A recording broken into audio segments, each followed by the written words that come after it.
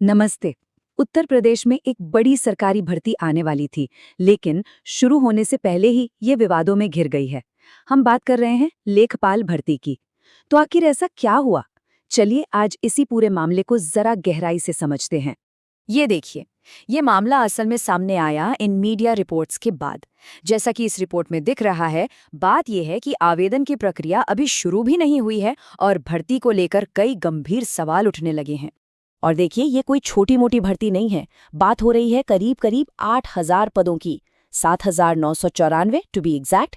लेखपाल का पद, जैसा कि हम जानते हैं, सरकारी सिस्टम का एक बहुत ही जरूरी हिस्सा होता है। और इतनी बड़ी भर्ती का मतलब सीधा सीधा ये है कि लाखों नौजवानों का भविष्य इससे जुड़ा हुआ है। इसीलिए ये विवाद इतना बड़ा बन गया है। तो सवाल उठता है कि आखिर ये विवाद है क्या? असल में एक संगठन है, छात्र युवा संघर्ष समिति, जिसने इस पूरी भर्ती प्रक्रिया पर दो बहुत बड़ी आपत्तियां जताई हैं। और इन्हीं आपत्तियों ने पूरे मामले को आप कह सकते हैं गरमा दिया है। तो चलिए एक एक करके इनकी आपत्तियों को समझते हैं। सबसे पहले देखते हैं कि पहली आपत्ति क्या है। तो जो पहली और सबसे बड़ी आपत्ति है, वो जुड़ी है उम्मीदवारों को शॉर्टलिस्ट करने के तरीके से। मतलब ये कैसे तय किया जाएगा कि कौन मेन एग्जाम में बैठेगा और कौन बाहर हो जाएगा? सारा पेंच यहीं फंसा है।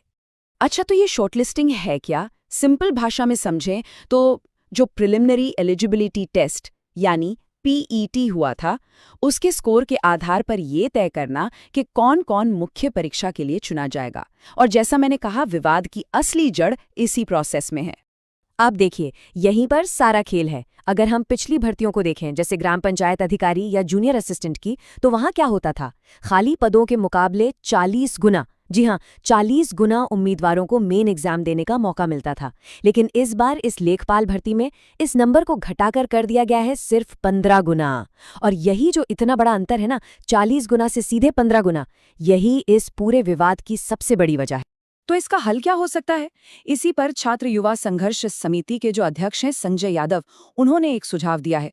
उनका कहना है कि ये 15 गुना या 40 गुना वाला सिस्टम ही हटा दो, इसके बजाय एक फिक्स्ड कट ऑफ अंक जारी करो। उनका मानना है कि ऐसा करने से ज्यादा जो योग्य उम्मीदवार हैं, उन्हें मुख्य परीक्षा में बैठने का एक फेयर चांस मिल पाएगा। ठीक है, तो ये तो हुई पहली आपत्ति। अब आते हैं दूसरी आपत्ति पर, जो कि आरक्षण के नियमों से जुड़ी है। और ये मामला आप समझिए और भी ज्यादा संवेदनशील है। समिति ने एक बहुत सीधा और गंभीर सवाल खड़ा किया है। सवाल यह है कि क्या इस भर्ती प्रक्रिया में आरक्षण की नीतियों का, जो नियम सरकार ने खुद बनाए हैं, उनका सही से पालन हो भी रहा है या नहीं। समिति का आरोप बिल्कुल सीधा है। उनका कहना है कि ओबीसी और अनुसूचित जातियों के लिए जो आरक्षण के नियम हैं, उनका पूरी तरह से पालन नहीं हो रहा है। दावा ये किया जा रहा है कि इन कैटेगरीज के लिए जितनी सीटें रिजर्व होनी चाहिए थी, असल में उससे कम सीटें रखी गई हैं। तो ठीक है, हमने दिक्कतें समझ ली, पर इन समस्याओं का समाधान क्या है? ये जो छात्र प्रदर्शन कर रहे हैं, वो आखिर चाहते क्या हैं? चलिए अब जरा उनकी मांगों पर एक नजर डालते हैं। समिति ने आयोग के सामने अपनी दो मांगें बिल्कुल साफ साफ रखी हैं। पहली मांग, ये जो 15 गुना उम्मीदवारों वाला नियम है, इसे खत्म किया जाए और इसकी जगह 50 नंबर का एक फिक्स कट ऑफ तय हो। और दूसरी मांग, आरक्षण के जो भी नियम हैं, उनका ठीक से पूरी तरह से पालन किया जाए। तो ये पूरा मामला हमें एक बहुत बड़े सवाल पे लाकर खड़ा कर देता है। सवाल ये है कि जब लाखों युवाओं का भविष्य दांव पर लगा हो, तो ऐसी बड़ी भर्तियों में निष्पक्षता और पारदर्शिता, यानी कि फेयरनेस और ट्रांसपेरेंसी, आखिर कैसे सुनिश्चित की जाए? कैसे ये पक्का किया जाए कि हर एक उम्मीदवार को बराबरी का मौका मिले?